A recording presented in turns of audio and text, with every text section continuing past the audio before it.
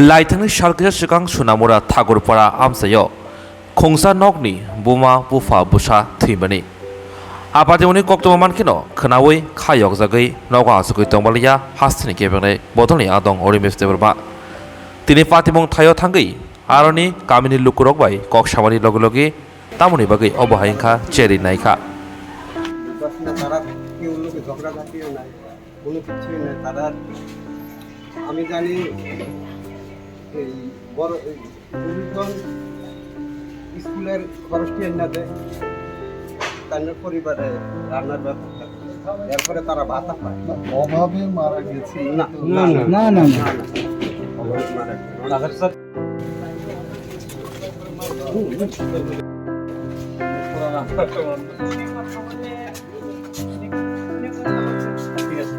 দেখা যাওয়ার জন্য এখানে আসি।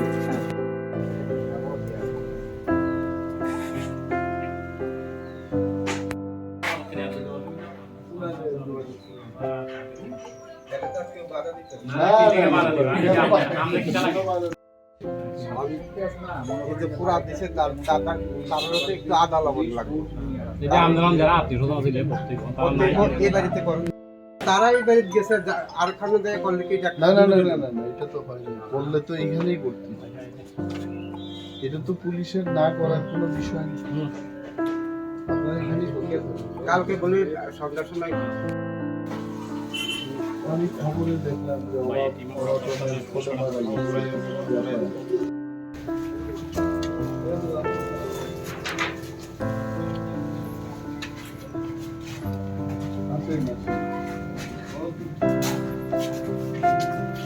আপনার কি বড় ভাই না ছোট? বড় বড়। কয়জন ছিল পরিবার? তিনজনই মারা গেছে। কি কারণে, কেন মারা গেছে? খবরে দেখলাম অভাব অনটনের ফলে এরা মারা গেছে।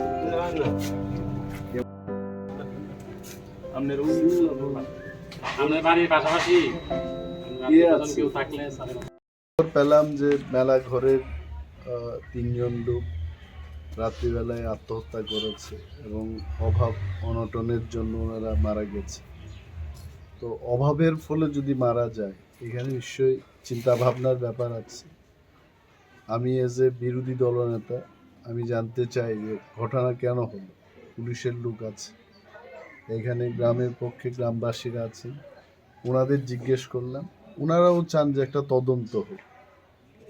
বলছেন যে অভাবের কারণে মৃত্যু হয় নাই। What is the reason?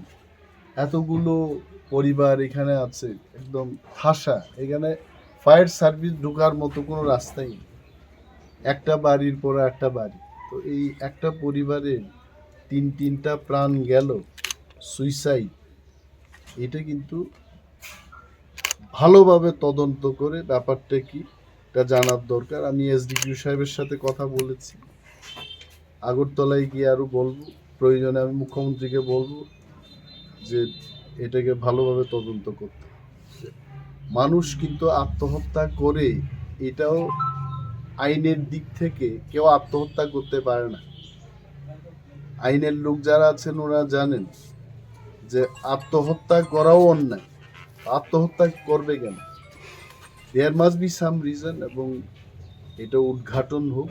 Police তদন্তে নেমেছে, ওনারা বলছেন তদন্ত হোক, এবং এটা আমারও দাবি থাকবে যে এই জায়গায় এসে আমি ভাবলাম যে তিনটা প্রাণ এইভাবে হঠাৎ করে আত্মহত্যা করতে পারে না, অভাবের কারণে না হয়। There must be some reason, এই রিজনটা উদ্ঘাটন হোক।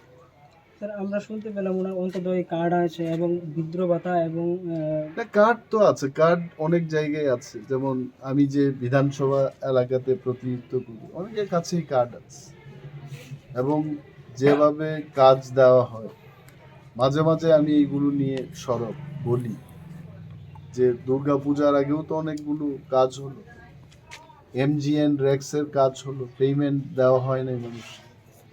তো মেবি বিকজ অফ দ্যাট। তো ওইগুলো কিনা এটা দেখার আমাদের দরকার আছে। সরকারকে আমাদের বলতে হয়, বিপিএল কার্ড থাকলে মানুষ সব কিছু, তাহলে তো আমিও বিপিএল কার্ড নিয়ে বসে থাকি। বিপিএল মানেই সুখী না, যারা গরিব তারা যেন বাঁচতে পারে তার জন্যই কিন্তু বিপিএল কার্ড দেয়।